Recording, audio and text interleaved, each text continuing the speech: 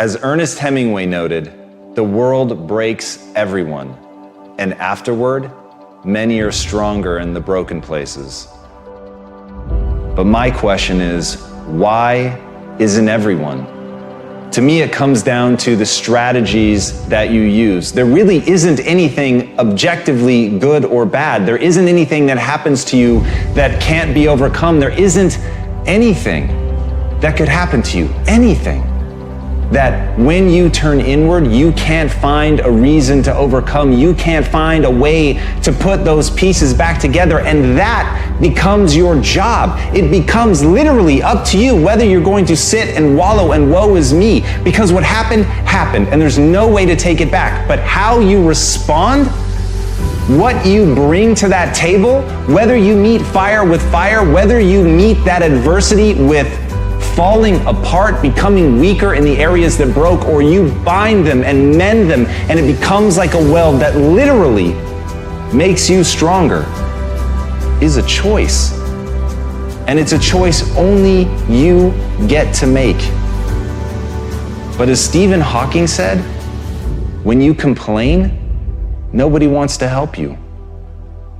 There are many things in your life that you have every reason to complain about. You have every reason to be upset by the things that have happened to you. The most sinister thing about excuses is they're valid.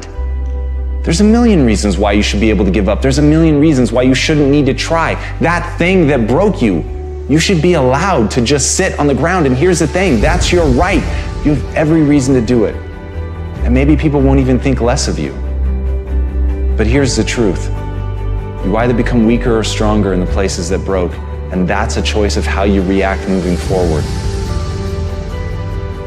The great news is, the best thing that you could do to become stronger is love yourself. And as Kamal Ravikant said, loving yourself is a practice. People think that it's something that's gonna feel right, that it's gonna feel natural, that you're just gonna turn inward and there it is, this spark of love and joy for yourself, inside yourself. But the truth is, that's just not the human experience. That's not the way that it works. There's gonna be a voice inside your head and it's going to blame you. It's gonna say that it's your fault. And no matter how many times people on the outside tell you that that is not true, that this thing happened to you, that it isn't you, it doesn't define you, there will be a voice that's going to tell you that it does. And that's where you have to fall back on process. That's where you have to realize that you literally have to practice loving yourself, and that it's okay, that no matter what happened, there is absolutely nothing that invalidates that you're worthy of your own love. But you've got to practice it.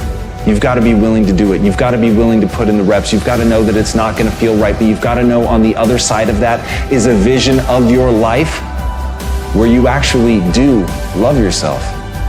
Because you took the time to say it. You took the time to practice it. You took the time to sit there and feel stupid and say that you love yourself.